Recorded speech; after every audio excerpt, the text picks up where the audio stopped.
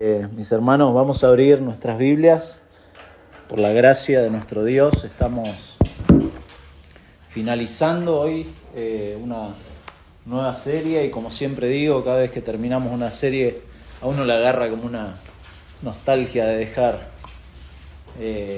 a un lado una carta, y más esta carta, que es como la última, ¿no?, que Pablo escribió. Alrededor del año 67 después de Cristo, Pablo fue martirizado y esta fue su última carta. Y de hecho, lo leímos el domingo pasado, que él sabía con certeza de que estaba pronta su partida, ¿no? Entonces vamos a leer los últimos versículos. Dejamos el domingo pasado ahí en versículo 9 y vamos a leer hasta el final. Y luego vamos a pedirle al Señor nos esté ayudando en esta mañana. ¿Sí? Leemos juntos. Dice, versículo 9: procura venir pronto a verme, porque Demas me ha desamparado, amando este mundo, y se ha ido a Tesalónica. Crescente fue a Galacia y Tito a Dalmacia. Solo Lucas está conmigo. Toma a Marcos y tráele contigo, porque me es útil para el ministerio. A Tíquico lo envié a Éfeso. Trae cuando vengas el capote que dejé en Troas, en casa de Carpo, y los libros, mayormente los pergaminos. Alejandro, el calderero, me ha causado muchos males. El Señor le pague conforme a sus hechos. Guárdate tú también de él, pues en gran manera se ha opuesto a nuestras palabras. En mi primera defensa ninguno estuvo a mi lado, sino que todos me desampararon. No les sea tomado en cuenta. Pero el Señor estuvo a mi lado y me dio fuerzas para que por mí fuese cumplida la predicación y que todos los gentiles oyesen. Así fui librado de la boca del león. Y el Señor me librará de toda obra mala y me preservará para su reino celestial. A Él sea la gloria por los siglos de los siglos. Amén. Saluda a Prisca y a Aquila y a la casa de Onesíforo. Erasto se quedó en Corinto y a Trófimo dejé en Mileto enfermo. Procura venir antes del invierno. Ébulo te saluda, y Pudente, Lino, Claudia y todos los hermanos. El Señor Jesucristo esté con tu espíritu. La gracia sea con vosotros. Amén. Nuestro Dios, damos muchas gracias por habernos guiado hasta aquí con tu palabra a través de esta segunda carta que Pablo le escribió a Timoteo, y como en cada una de las predicaciones anteriores, Padre, pedimos por favor nos estés guiando. Señor, tu gracia esté iluminando nuestras mentes, abriendo nuestros oídos, cuidándonos en nuestro corazón de pensar más allá de lo que dice tu palabra, Señor, y rogamos que de esta manera tu pueblo sea santificado, Señor. También, como oramos siempre, si hay corazones aquí que no son parte de tu pueblo, Señor, que tú tengas misericordia de ellos y los traigas al arrepentimiento y a la fe que necesitan para ir a Cristo, Señor. Te lo pedimos en el nombre de Jesús. Amén. Amén. No. Había un pastor hace mucho que decía, no se va a pasar de denominación si dice amén más fuerte. Bueno, no tenga temor. Ahí en la historia, a mí me gusta, la historia de la iglesia es preciosa, porque aparecen hombres que uno, viste, los pasa como desapercibidos. Muchos hombres, de hecho hay muchos hombres en la historia de la iglesia y al día de hoy que no los conoce, como decimos en Argentina, no los conoce ni el loro. No sé de dónde viene esa frase, ya la voy a investigar, pero no conoce ni el loro, y es así. Personas que realmente, pero son fieles, y Dios los conoce. Eso es. Y así en la historia aparecieron nombres como John Bunyan, que esos son los conocidos, ¿no? Richard Baxter, John Owen, John Robinson, Thomas Godwin, William Bridge, Jeremiah Burroughs, que muchos lo conocen por la época de los puritanos, ¿no? Puritanos era un nombre, una burla hacia esas personas. Nosotros los conocemos como puritanos, pero en ese momento a ellos le decían puritanos por burla. Pero también formaban parte de un grupo que enfrentaron persecución, enfrentaron encarcelamiento, multas por predicar el Evangelio y por ponerse en contra de la iglesia oficial en Inglaterra, del anglicanismo, que quería obligarlos a organizarse de una forma, de una estructura, era una especie de papado sin papa, una cosa así. Ellos querían ordenar todas las cosas y bueno, hubo algunos, como estos hombres, que se opusieron. Y con la persecución, bueno, algunos incluso se organizaron, las congregaciones, las iglesias se organizaron, tomaron algunos barcos, alquilaron barcos y se fueron a América. El famoso, usted conocerá la historia del Mayflower. El Mayflower fue el barco de los padres peregrinos que llegaron a América, al continente americano, y ellos empezaron a fundar las colonias que después se convirtieron en Estados Unidos, ¿no? Lo que se conoce hoy como... otros obviamente quedaron en Europa y quedaron con sus hermanos, cuidándolos, pastoreando. En el Mayflower, llamativo, ¿no? Pues no había ningún pastor en ese barco. Había líderes, ¿no? Pero no eran pastores ordenados, sino que, bueno, esos se fueron a América. Y muchos pastores sí se quedaron en Europa, y uno de ellos, George Swinock, escribió lo siguiente acerca de la importancia de la comunión, de estar juntos con la iglesia, y dice, y cito, dice: «Ay del que está solo, ay del que está solo».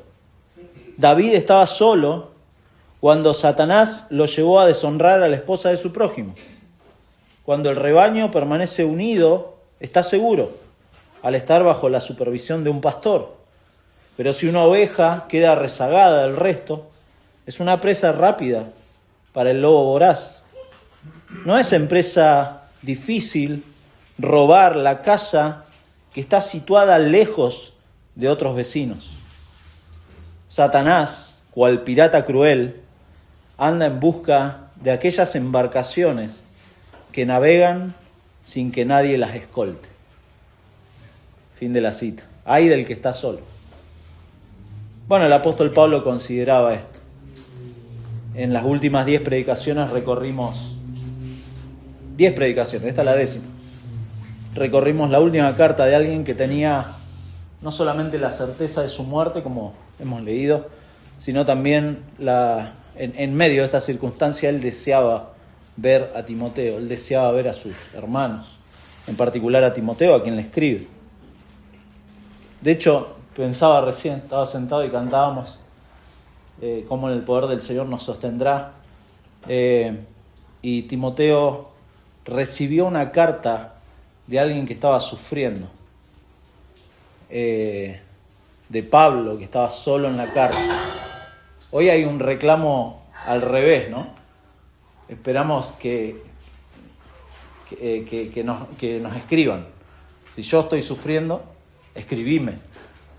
No, Pablo escribió él. Llamativo, porque tenía un corazón y un deseo de ver a sus hermanos.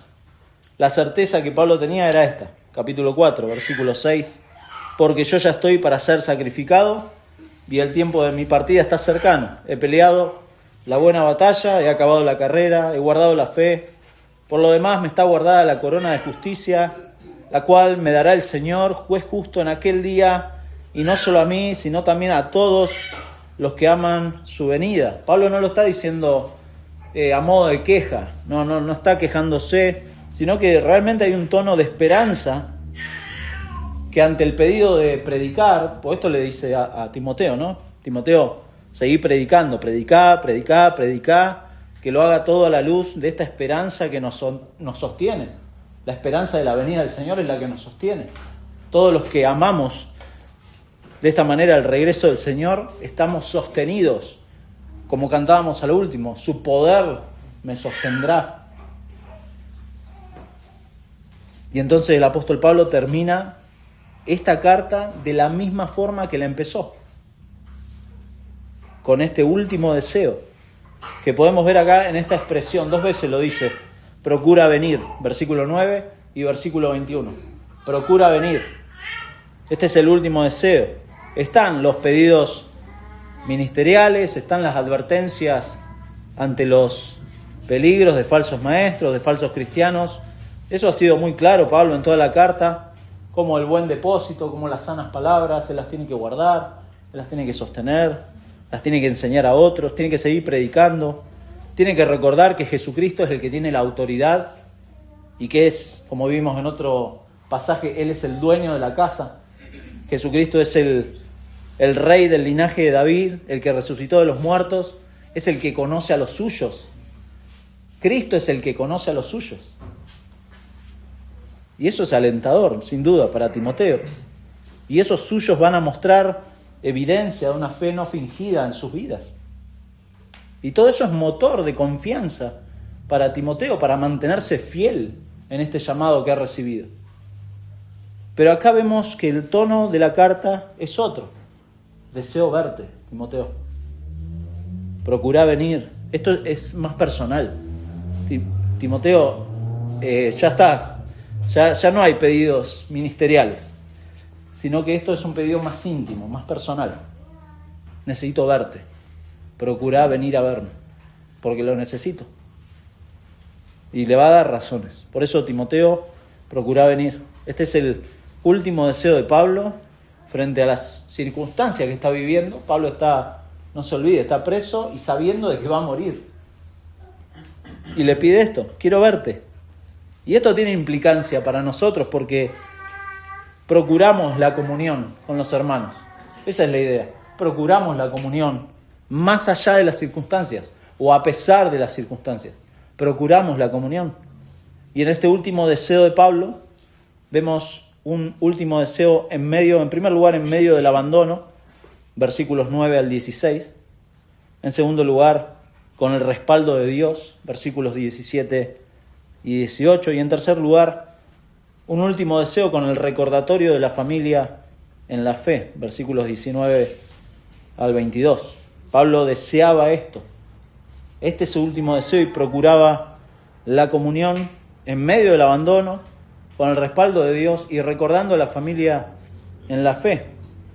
Versículo 9 dice, procura venir, esto es lo que le manda. En primer lugar, procura venir pronto a verme. Procura venir pronto a verme y va a dar las razones. Este pedido que le da a Timoteo, bueno, le dice ahí en versículo 11, en versículo 9 que se reúna pronto, en versículo 11 que lo acompañe Marcos, o sea, también lo quería ver a Marcos, no solamente a Timoteo, pero que lo acompañe Marcos. Y esto hace sentido y toma fuerza si uno lo lee ahí en versículos 10 y 11, cuando tiene que mencionar el abandono de todos los colaboradores. Esa es la razón, ¿no? El telón de fondo lo leímos recién, yo ya estoy para ser sacrificado. Y entonces por esto, vení pronto. Vení pronto. ¿Por qué vení pronto? Bueno, algunos piensan que es por los procesos judiciales de Roma, que eran diferentes. No vamos a hacer la comparación, es atemporal, ¿no? Hacer la comparación con los procesos judiciales actuales.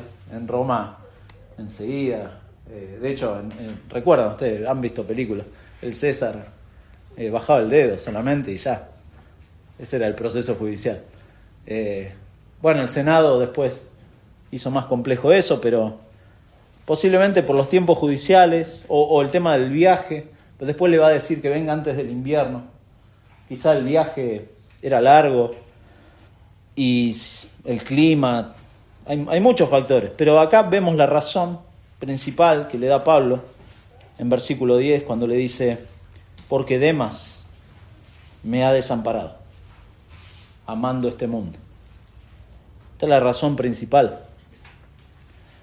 Hay un contexto de abandono, solo Lucas lo acompaña en los últimos días de su vida. Pero bueno, en primer lugar menciona a Demas. Es un nombre como muy conocido, ¿no? Demas. Es como, usted sabe quién es Judas, ¿no?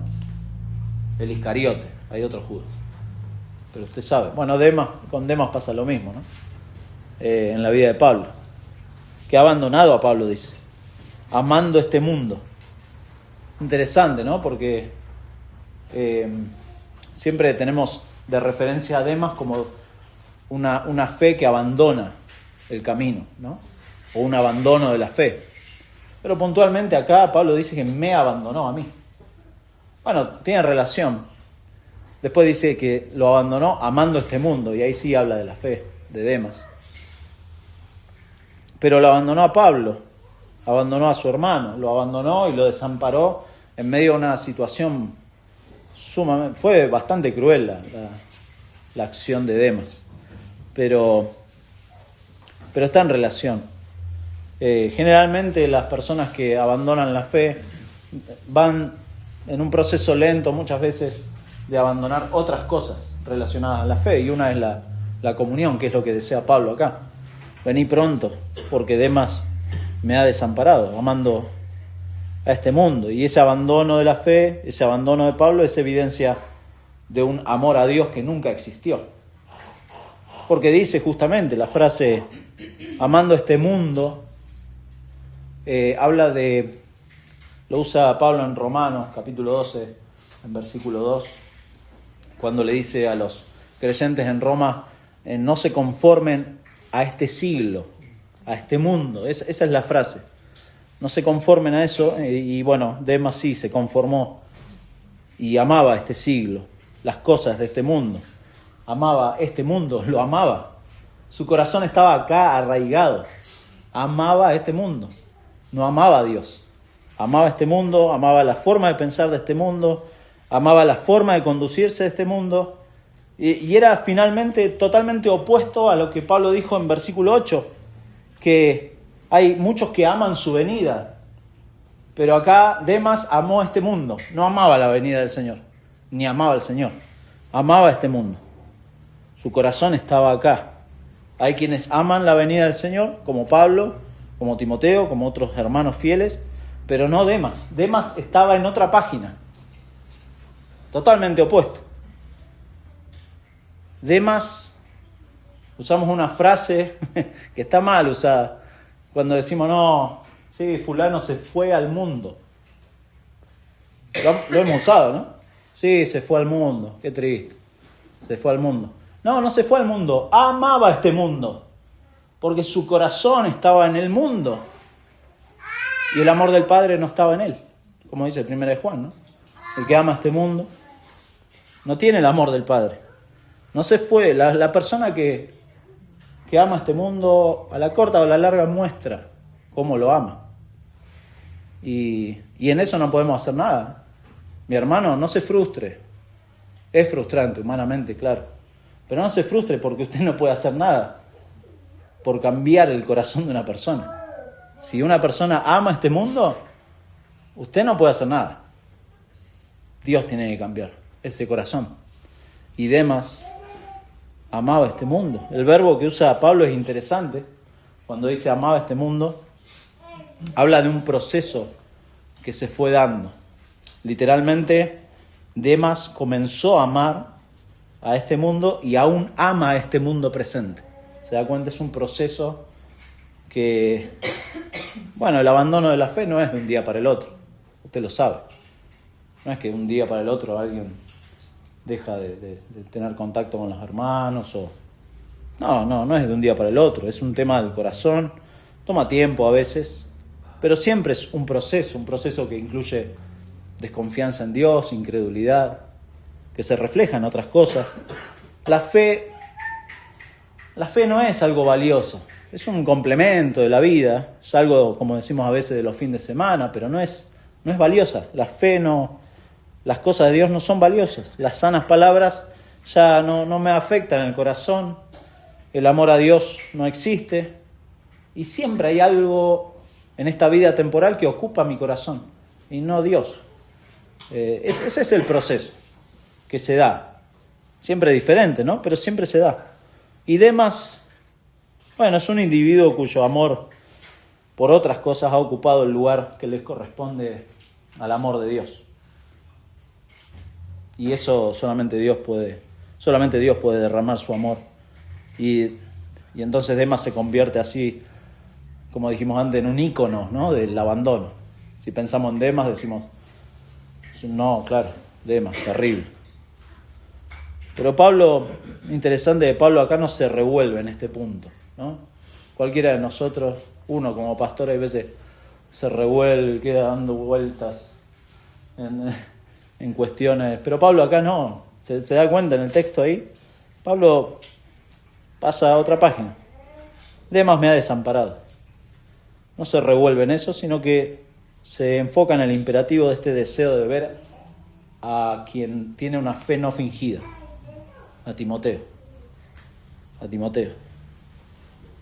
Y por la forma, después menciona a otros dos, Crescente y Tito, pero hay una diferencia, porque marca que Demas lo abandonó amando este mundo, pero Crescente y Tito es notable que solamente menciona regiones a donde los mandó Pablo, donde se fueron, posiblemente por cuestiones ministeriales, estos hombres fueron a esos lugares, pero no dice nada más. Estos fueron a ciertas regiones y podríamos decir, a modo simbólico, que Demas se fue a otra región, a una región espiritual mucho más oscura, ¿no?, amando este mundo. Y en esto no hace, bueno, a modo, me estoy adelantando, a modo práctico, no hace falta, hay gente que busca irse a otros lugares para estar más tranquilo. Ha sabido, personas que dicen, no, me voy a ir a la Patagonia a vivir, porque quiero estar más tranquilo. En realidad es un tema del corazón también. Pasa por ahí, ¿no? Demas quizás estaba al lado de Pablo, en las mismas regiones, con un hombre de Dios tremendo. Pero su corazón es un tema del corazón. Su corazón estaba amando este mundo. Solo Lucas está conmigo, precioso. Es uno de los colaboradores que comúnmente acompañó a Pablo, ¿no? De allá desde Hechos 16 en adelante, usted puede reconocer que Lucas los está acompañando.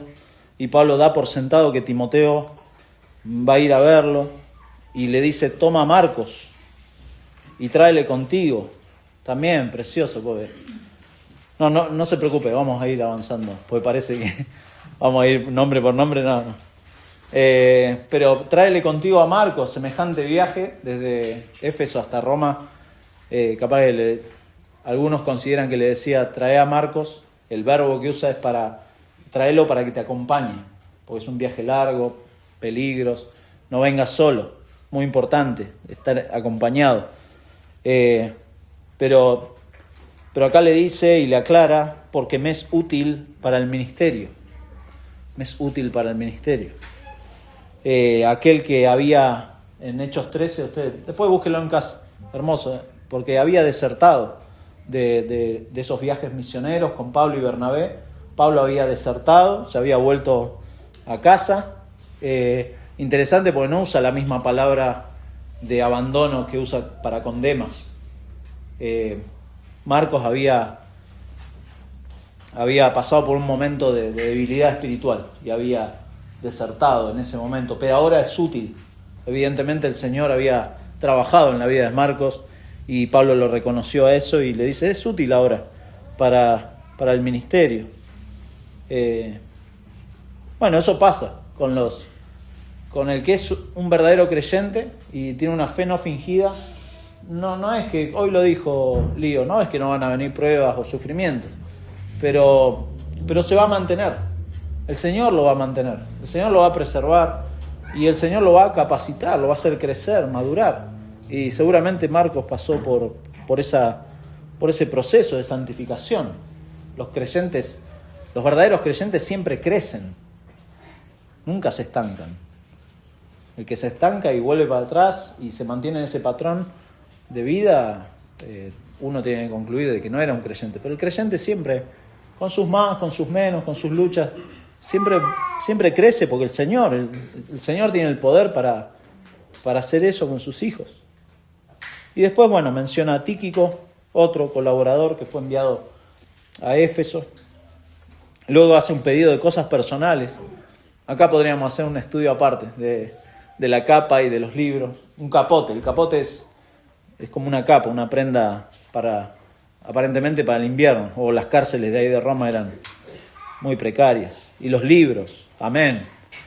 A los que les gusta leer los libros. Mayormente los pergaminos. Dice. Y luego hay una advertencia más. Fíjese, ahí versículo 14. Otro personaje, ¿no? Alejandro, el calderero, el metalúrgico. Pues la palabra habla de alguien que trabaja en metales, el calderero, el metalúrgico. Me ha causado muchos males, dice. El Señor le pague conforme a sus hechos. Pero acá está la advertencia, versículo 15. Guárdate tú también de él. Aparentemente estaba ahí en Éfeso. Guárdate tú también de él, pues en gran manera se ha opuesto a nuestras palabras.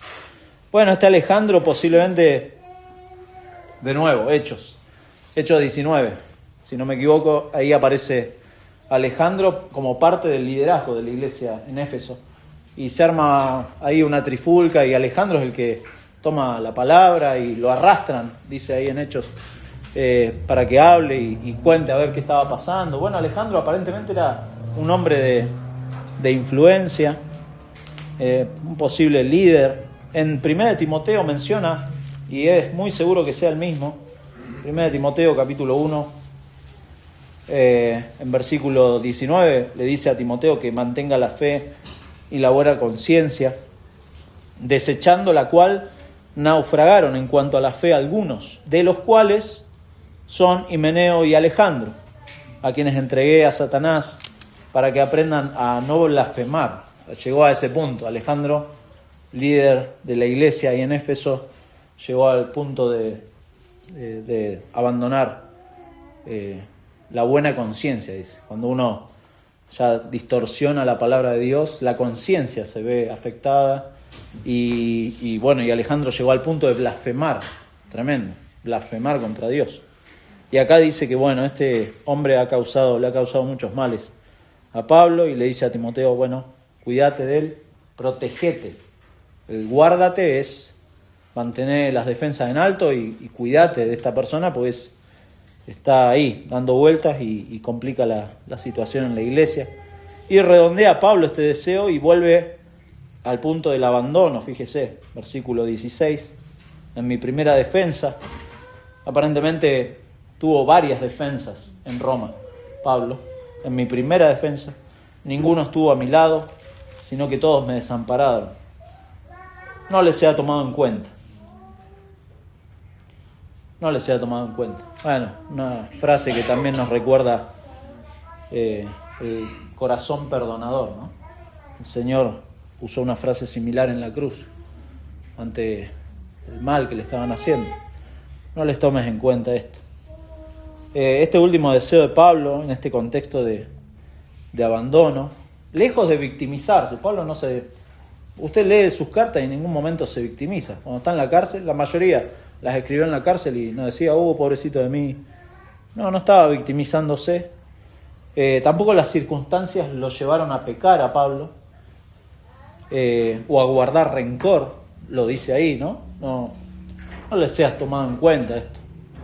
Ya el Señor va a encargarse, él confiaba en el Señor.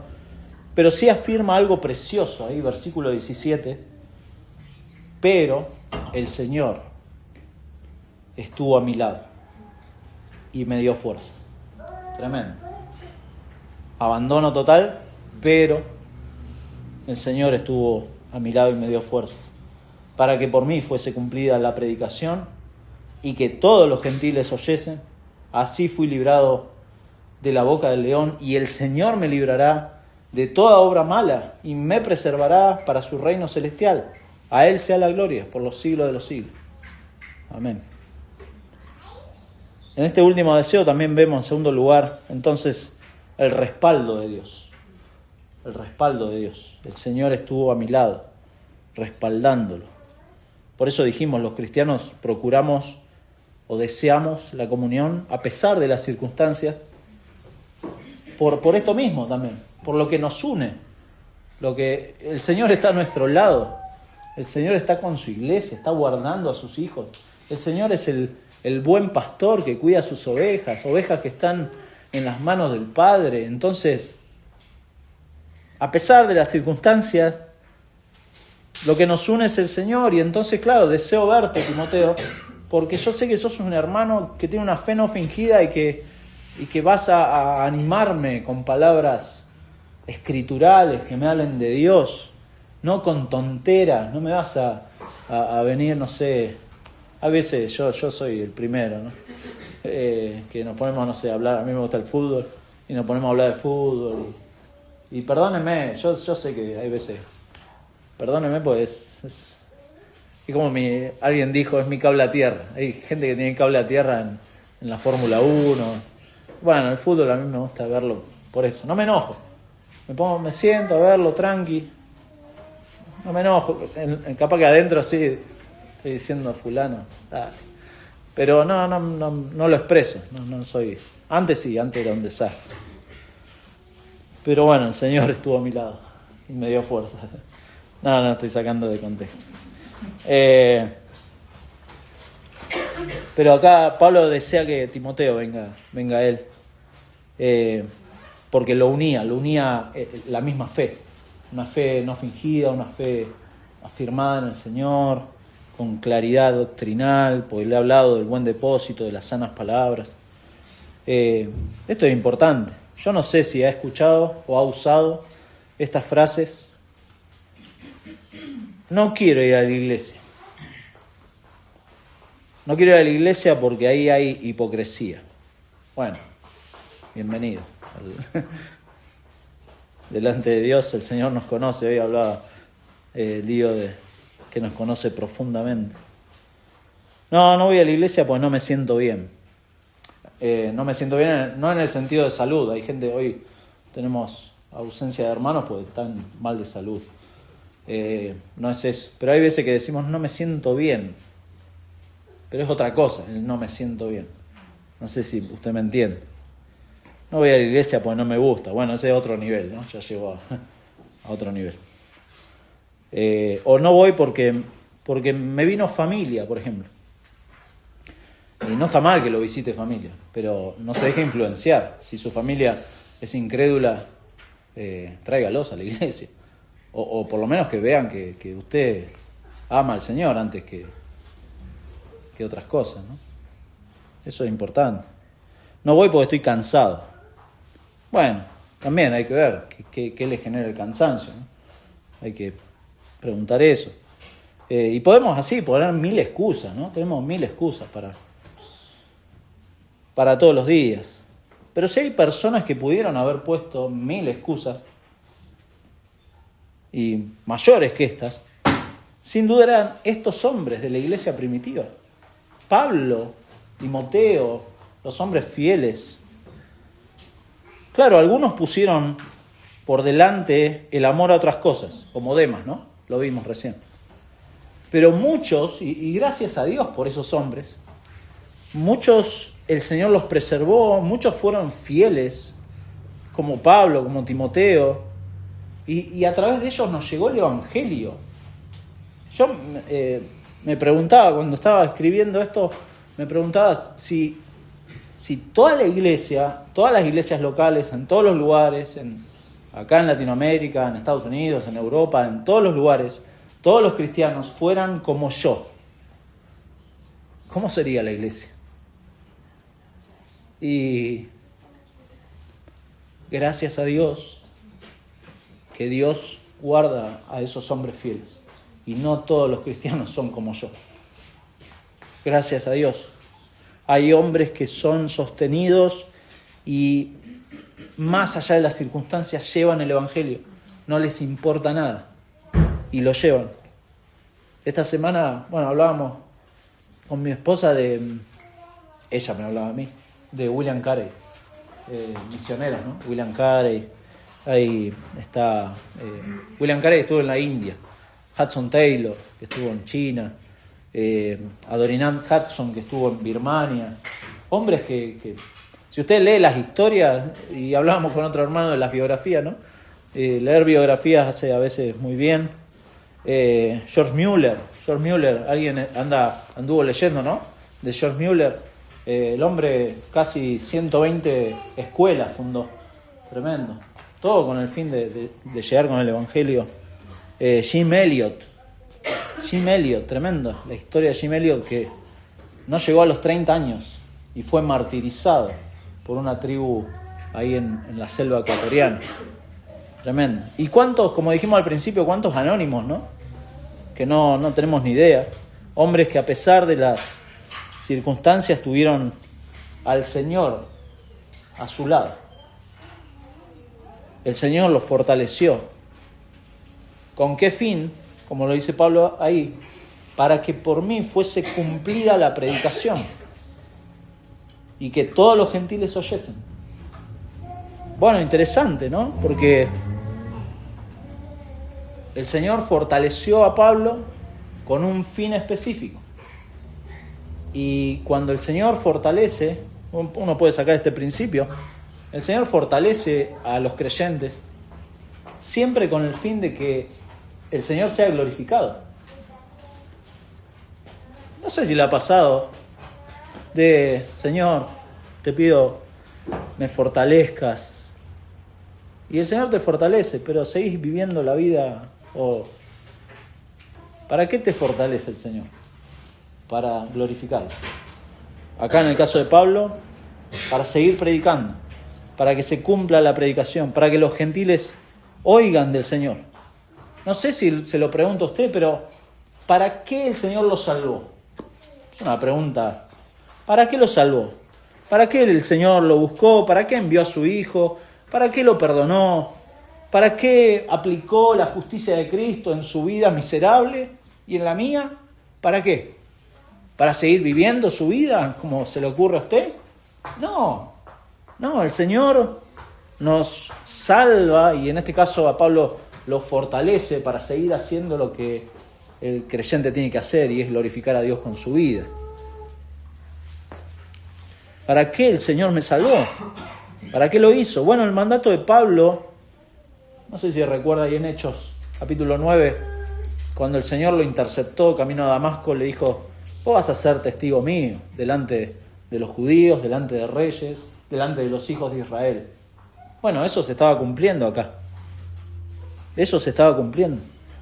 Y el Señor no solo respaldó en esto a Pablo, estuvo a su lado, lo fortaleció, sino que además dice ahí versículo 17, así fui librado de la boca del león. Tremendo. Bueno, quizá le recuerda alguna escena del Antiguo Testamento, ¿no?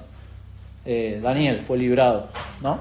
De la boca de los leones, no de uno, de varios. Lo tiraron ahí al foso de los leones por fidelidad, por su fidelidad a Dios. Posiblemente está haciendo referencia a eso. El Salmo 22 también habla de, el salmista expresa cómo el Señor cuida y usa esa imagen de la boca del león también. Pero lo tremendo de todo esto es que el respaldo del Señor no se limita en estas circunstancias a Pablo. Porque escuche lo que dice versículo 18. 17 dice, así fui librado puntualmente de la boca del león en esta parte. Versículo 18, y el Señor me librará, futuro, de toda obra mala y me preservará para su reino celestial. A Él sea la gloria por los siglos de los siglos. Amén. O sea, no solo me libró de la boca del león, sino que Pablo está confiado de que a pesar de lo que pueda pasar, y Pablo lo sabe, estoy pronto para ser sacrificado, el Señor me va a guardar, el Señor me va a librar de toda obra mala, porque así el Señor trabaja y cuida a los suyos, de toda obra mala. El futuro de los creyentes está asegurado, mi hermano. El futuro de los creyentes está asegurado. Usted no tiene que tener temor de nada, porque el Señor cuida a los suyos y libra de toda obra mala. Y si algo malo, circunstancial, aparentemente pudiera estar pasándonos, el Señor está a nuestro lado y nos fortalece para que le glorifiquemos. Él está, no nos abandona. La liberación final está asegurada. No está diciendo, y hoy lo dijo también, Lío, hoy te cité mucho, no está diciendo que el mal no va a llegar. No está diciendo eso. No está diciendo que el mal no le va a afectar, que no le va a tocar en este tiempo. No. Está diciendo que su vida está en manos de Dios, hoy y siempre. Hoy y siempre. La vida del creyente está en manos de Dios. Eso es una verdad inamovible, para siempre. Y entonces el poder del mal no tiene injerencia sobre su vida ni sobre su destino. Hay personas que le tienen miedo, no, me hicieron un mal de ojo, ¿no? He escuchado eso, ¿no? Me hicieron un trabajo. No sé qué es eso. Pero mucha gente, ¿no? Quizá acá no tanto, en el norte, ¿no? Los que vienen de allá del norte me hicieron un trabajo. Bueno, sí, posiblemente si es un incrédulo le afecte y le afecte en su emoción, en su mente, porque obviamente no tiene al Señor, pero el creyente no puede temer esas cosas. No tiene injerencia. El mal no tiene injerencia sobre la vida del creyente, sobre su destino. Nota la diferencia, ¿no? Pablo estaba seguro, tenía certeza, confiaba en el poder de Dios, que lo va a preservar. ¿Usted está seguro? Tengo otra pregunta que quería hacerle. ¿Usted está seguro que Dios lo va a preservar para su reino celestial? ¿Usted está seguro? ¿Sobre qué base o en qué se basa esa confianza y esa seguridad? Piénselo. Pablo es consciente de los peligros en el ministerio, él no ignora eso. Está afectado, lo dijo antes, está afectado por el abandono de sus colaboradores. Demas me ha desamparado amando este mundo, pero Pablo tiene una confianza absoluta acá en el respaldo de Dios, en la protección de Dios, en la liberación de Dios. Y por eso termina, fíjese, con esta alabanza: a Él sea la gloria por los siglos de los siglos, amén, porque Él es el que cuida a los suyos, Él es el dueño de la casa. Y en definitiva el objetivo de la vida de cada creyente en particular, y de toda la iglesia como cuerpo, es justamente esto: honrar y glorificar al Señor. A Él sea la gloria por los siglos de los siglos. Y Dios lo va a hacer, Dios se va a glorificar en los suyos, en medio de cualquier circunstancia, como Pablo. Tenemos, mi hermano, el respaldo de Dios si buscamos glorificarle. Si buscamos glorificarle, no se preocupe, tiene el respaldo de Dios. No, pero busque glorificar al Señor con su vida y va a tener el respaldo de Dios. Dios lo va a guardar, Dios va a estar a su lado, Dios lo va a fortalecer. No quita eso circunstancias difíciles, no estoy diciendo eso. Pero sí, la presencia del Señor permanente en la vida de sus hijos es una realidad. Juan Calvino dijo lo siguiente, y cito, acerca de este pasaje, dice: Pablo, al atribuir a Dios esta obra de preservarnos para su reino, afirma claramente que nosotros somos guiados por su mano durante todo el curso de nuestra vida, hasta que, habiendo terminado toda nuestra lucha, obtengamos la victoria. Fin de la cita. Y esto aplica a cada cristiano, ¿no? No solamente a Pablo o a los pastores, esto aplica a cada cristiano, a las ovejas que han escuchado la voz del buen pastor y le siguen, ovejas, como dijimos, que están en manos del Padre y que nada ni nadie puede arrebatarlas de esas manos. De esas ovejas, Pablo termina en esta carta mencionando algunas ovejas en este saludo final, ¿no? Ahí versículos 19 al 22. Primero saluda a Prisca y a Aquila. Bueno, lamentablemente hoy no tenemos, si no iba a ser no tenemos a la hermana Priscila. Estén orando, por favor, porque esta semana, Dios mediante, el Señor los cuide, van a tener familia el miércoles. A Priscila, pero Prisca es como un diminutivo de Priscila. de hecho Pablo menciona en otras partes, a Priscila y Aquila, que es un matrimonio que ha colaborado con Pablo en diferentes lugares. Después menciona y a la casa de Onesíforo. Interesante, porque Pablo lo mencionó, ¿no? En capítulo 2, versículo 16, creo, si no me equivoco. No. 1.16. Gracias, Tito. Tenga el Señor misericordia de la casa de Onesíforo, de nuevo. ¿Por qué no menciona, bueno, algunos han llegado a esta conclusión, ¿por qué no menciona directamente a Onesíforo y sí a la casa de Onesíforo? Bueno, aparentemente muchos concluyen de que con este lenguaje recordatorio, la mención de la casa y no de él en particular, concluyen que Onesíforo pudo haber muerto ya, haber sido martirizado o muerto por su fe.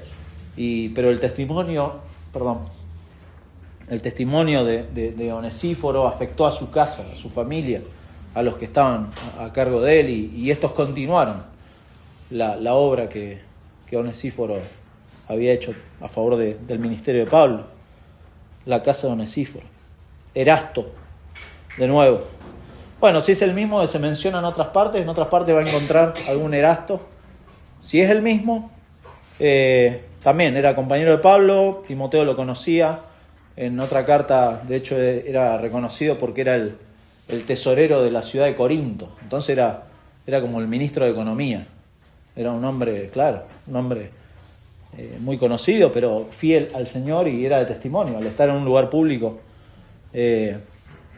Con esto no se agarra, no, de meterse en la política. No, si está Erasto. No. Bueno, no, es otro tema, no es el tema de este capítulo. Erasto y Trófimo, que dejó enfermo en Mileto. No sabemos de qué enfermedad, pero a pesar de eso, Mileto estaba muy cerca de Éfeso. A pesar de la enfermedad, no le dijo a Timoteo, no, quédate cuidando a Trófimo, pobre, está enfermo. No, hay otros hermanos que lo van a cuidar a Trófimo. Vos vení a verme, yo quiero verte, porque yo estoy solo, me han abandonado todos.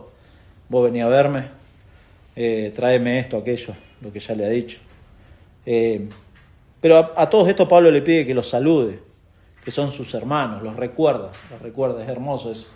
En medio de la prisión, en medio de la certeza de su muerte, Pablo recuerda a sus hermanos, insiste con este deseo de ver a Timoteo, y desea disfrutar, ¿no?, la comunión con Timoteo, y no deja de recordar incluso al resto de la familia en la fe. Y el saludo, interesante la palabra, como dice ahí, saluda a, y todos los que... El saludo no es solamente ir y un apretón de mano y Dios te bendiga. No. Pablo le está diciendo, la palabra es aspasomai, es un abrazo fuerte, como si yo estuviera ahí. No puedo. Abrazalos. No sé si los voy a ver. Procurá venir.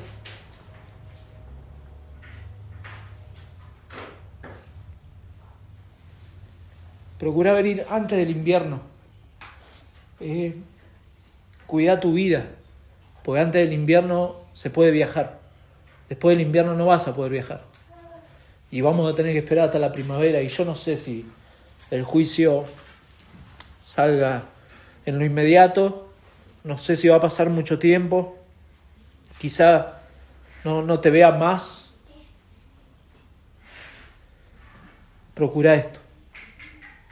Pero saludá a los hermanos. Y también los de Roma te saludan, ¿no? Termina así, diciendo, procura venir antes del invierno. Éubulo te saluda. O sea, son hermanos de ahí de Roma, que aparentemente iban a verlo a Pablo. No podían verlo permanentemente. Visitar a un preso que proclamaba el mensaje de otro rey, que no era el César, era un peligro. Entonces, Pablo menciona a pocos, ¿no? Que aparentemente lo iban a ver y se jugaban la vida. Éubulo, por ejemplo, Pudente, Lino, Claudia, una mujer también. Y todos los hermanos de esas iglesias locales ahí en Roma, iban a verlo. Hay una tradición que dicen que Lino fue el pastor que sucedió después a Pablo y a Pedro ahí en Roma. Uno de los primeros pastores de las iglesias ahí en Roma. Y finalmente, bueno, la bendición final, que el Señor Jesucristo esté con tu espíritu. La gracia sea con todos vosotros. Amén. Bueno, esto es un hermoso recordatorio también para Timoteo, porque le dice, ¿no? La gracia sea con tu espíritu. Y espíritu está en minúscula, interesante, porque habla no del Espíritu Santo, sino que habla de la vida inmaterial de una persona. Que el Señor Jesucristo esté sosteniendo tus emociones, tus pensamientos, todo lo que es inmaterial en uno. El Señor esté con vos en ese sentido. Y la gracia sea con vosotros. Usa el plural. Es decir, Pablo también tiene en cuenta esta realidad, el recordatorio de los hermanos, y que tanto Timoteo como los hermanos dependen del poder vivificador del Señor, de la gracia, de su permanente gracia y de su preservación en todo momento. Y por eso la comunión es un medio que el Señor usa para justamente eso, para fortalecernos. No va a venir un ángel como hizo los ángeles que alimentaron al Señor en Getsemaní. No, eso es para con el Señor. No, a usted no le va a aparecer ningún ángel en su casa a fortalecerlo. O sí, van a aparecer ángeles que son nuestros hermanos, ¿no? Son mensajeros que el Señor ha salvado por su gracia. Y el Señor usa, sin duda, como decía Swinnock, ¿no? Al principio, ay del que está solo. Ay del que está solo, porque no la va a pasar bien. ¿Por qué este último deseo de Pablo en medio de estas circunstancias entonces era ver a Timoteo? Bueno, porque evidentemente el Señor muestra su sabiduría al darnos a nuestros hermanos como un medio fundamental para nuestra perseverancia. Eso lo hace el Señor. Cada medio de gracia, si usted se pone a pensar, están como interconectados, ¿no? La palabra de Dios, la oración, la comunión con los hermanos están interconectados. Usted no cometa ese error de darle más importancia. Hay personas, no sé si lo ha escuchado también, esa frase, no, yo no voy a la iglesia, pero yo leo la Biblia y oro en mi casa. Como si fueran más importantes, como si tuvieran diferentes niveles. Los medios de gracia que el Señor nos ha dado son todos igualmente importantes. Y todos, si abandonamos algo de eso, muestran evidencia de que algo está pasando en nuestro corazón. Y el Señor ha sido sabio en darnos a nuestros hermanos que, a pesar de las circunstancias que estemos pasando, son de gran ayuda para hacernos crecer, para hacernos más a la imagen de Cristo, para afrontar dificultades como el abandono, ¿no? que sufrió Pablo acá. La comunión es algo que tenemos que procurar, y cuando no podemos, obviamente hay circunstancias de fuerza mayor que no nos permiten. Hay personas que por diferentes motivos que son de fuerza mayor, que no les permite tener comunión con los hermanos, como le pasaba a Pablo. Pablo estaba preso, no podía pedirle la llave al guardia, dame la llave, me saco la bocha y me voy a ver a los hermanos. No, porque el Señor dice en su palabra que tengo que ir a ver a mis hermanos. Estaba preso, no podía salir. Pero sí deseaba y mostraba eso. Venía a verme. No estaba esperando que Timoteo le mande un mensajito. Él escribió. Venía a verme, tráeme esto, aquello. Está bien, era el apóstol Pablo, ¿no? Tenía la autoridad. Pero era su hermano también y necesitaba de la comunión con sus hermanos. El apóstol Pablo necesitaba de la comunión con sus hermanos. Jesús buscó 12 hombres para que estuviesen con él, dice Marcos, para que estuviesen con él. No solamente para enviarlos a predicar. Pablo procuró la comunión. Nosotros tenemos que también. Y cuando no se puede, claro, Dios nos sostiene, sin duda. Pero no es el patrón de mi vida el dejar la comunión con mis hermanos. Y así como Dios usa personas para que nos llegue el mensaje del Evangelio, también Dios usa personas para hacernos crecer, para madurar, para recibir consejos, para que nos recuerden las sanas palabras. Para eso necesitamos la comunión, para desarrollar el ministerio de los unos a los otros. Para eso necesito la comunión con mis hermanos. Para eso. Es muy alentador, ¿no?, ver acá a tantas personas nombradas en esta parte final de la carta. Creo que sacaban la cuenta y por lo menos unas más de 100 personas en Hechos, entre Hechos y las cartas de Pablo, que mencionan a diferentes hombres y mujeres, amigos, círculo de amigos, colaboradores en el ministerio, que aparecen en las cartas. Y esto muestra también algo, una realidad, ¿no?, que Pablo no podía trabajar solo, no podía llevar adelante la tremenda obra que el Señor le había dado. Y ningún cristiano puede hacerlo, no existe. No existen los llaneros solitarios, no se puede. Y Pablo acá dice iba a morir. Y entonces también, y se terminó la obra del Evangelio, no. Otros tenían que continuar. Como dice un autor, Dios sepulta a sus obreros. Pero la obra de Dios continúa. Dios sepulta a sus obreros, pero la obra de Dios continúa. Otros continuaron. Mi hermano, usted y yo debemos ser fieles para continuar, hasta que el Señor nos llame. ¿Para qué? Para que otras generaciones, los más jóvenes, vean y sigan esa obra, sean salvos, obviamente, en primer lugar, que el Evangelio transforme sus vidas y sigan la obra. Así hombres, y Richard Baxter, y con esto voy terminando, reflexionó lo siguiente frente a la muerte, ¿no?, frente a la realidad de la muerte. Él dijo, y cito, la realidad de la muerte y la cercanía de la eternidad me han convencido en gran medida. ¿Qué libros leer? Yo le dije amén a eso también. ¿Qué libros leer? ¿Qué estudios preferir y procurar? ¿Qué compañía y conversaciones escoger? Me atrajo temprano a la viña del Señor y me enseñó a predicar como un hombre moribundo a personas moribundas. Y esto no lo tome a mal, mi hermano, pero así hacemos.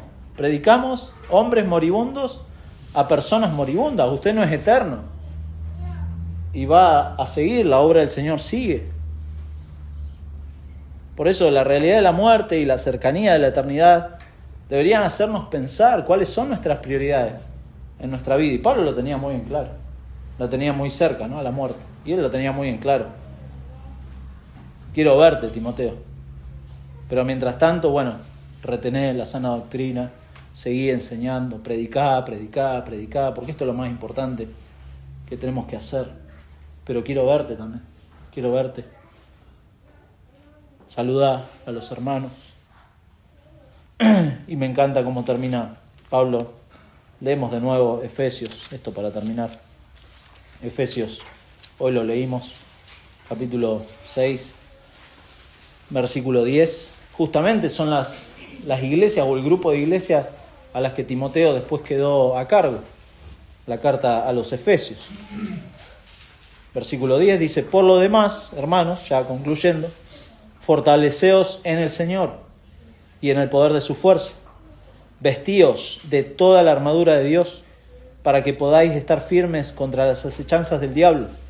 Porque no tenemos lucha contra sangre y carne, sino contra principados, contra potestades, contra los gobernadores de las tinieblas de este siglo, contra huestes espirituales de maldad en las regiones celestes. Por tanto, tomad toda la armadura de Dios para que podáis resistir en el día malo y habiendo acabado todo, estar firmes. Estad pues firmes, ceñidos vuestros lomos con la verdad y vestidos con la coraza de justicia y calzados los pies con el apresto del Evangelio de la paz. Sobre todo, tomad el escudo de la fe con que podáis apagar todos los dardos del fuego del maligno y tomad el yelmo de la salvación y la espada del Espíritu, que es la palabra de Dios, orando en todo tiempo, con toda oración y súplica en el Espíritu, velando en ello con toda perseverancia y súplica para todos los santos y por mí, a fin de que al abrir mi boca me sea dada palabra para dar a conocer con denuedo el misterio del Evangelio, por el cual soy embajador en cadenas. Ya ahí Pablo estaba, que con denuedo hable de él como debo hablar. Y termina, esa carta: paz sea a los hermanos y amor con fe de Dios Padre y del Señor Jesucristo. La gracia sea con todos los que aman a nuestro Señor Jesucristo con amor inalterable. Amén. Amén. Vamos a orar. Señor, damos muchas gracias por cuidar a tu pueblo. Gracias por tu fidelidad, que es inalterable.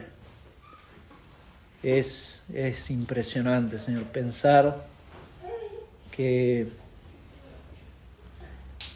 a lo largo de toda la historia tú has ordenado, tú has guardado a tu pueblo y has permitido que el mensaje del Evangelio llegue a nosotros. Es increíble. Señor, a pesar de un Pablo que estaba por morir, a pesar de un Timoteo que seguramente con sus luchas iba a terminar esta buena carrera, Señor, tú los has guardado y has siempre levantado hombres fieles. Y muchas gracias porque así lo vas a seguir haciendo, Señor. Gracias porque la obra del Evangelio, tu iglesia es tuya, Señor, y ni las puertas del Hades van a prevalecer contra tu iglesia. Señor, por eso te alabamos, te damos honra en esta mañana por esta preciosa carta de un moribundo que le escribió a otro moribundo y que llegó a muchos moribundos, que hoy tenemos esta esperanza de que no solo estás a nuestro lado y nos fortaleces, no solo nos puedes librar de la boca del león, sino que también nos preservarás para tu reino celestial, Señor. Muchas gracias por estas verdades que hemos visto en esta segunda carta a Timoteo, pero en particular, Señor, danos también un corazón humilde para reconocer nuestra necesidad de otros hermanos, de otras personas que nos rodean, y este es el deseo que tenía Pablo en los últimos momentos de su vida. Él deseaba ver a su hermano, y esto también es una implicación muy clara para nosotros, Señor. Qué bendiciones poder compartir tiempo con alguien que ha sido salvado por el mismo Señor y hoy tiene en su corazón el mismo amor que ha sido derramado en uno, y poder compartir esos momentos, Señor. Qué glorioso. Rogamos, Padre, que en estas cosas nos estemos afirmando y estemos animando a nuestros hermanos a fin de que continuemos peleando esta buena batalla, Señor, poniendo nuestra mirada en nuestro Señor, el autor y consumador de la fe, que nos sostiene, nos guarda hasta el final, Señor. Te damos toda la gloria a ti, Señor. Rogamos que nos cuides en esta semana, en lo que resta de este día. Y, Padre, que tu palabra esté obrando también en aquellos corazones que aún no te conocen, Señor, que están en oscuridad, que no tienen esperanza, Señor, que están arraigados y amando este mundo. Señor, por favor, pedimos que obres en sus vidas y tengas misericordia y les muestres a Cristo, Padre. Te lo pedimos en su nombre. Amén. Amén.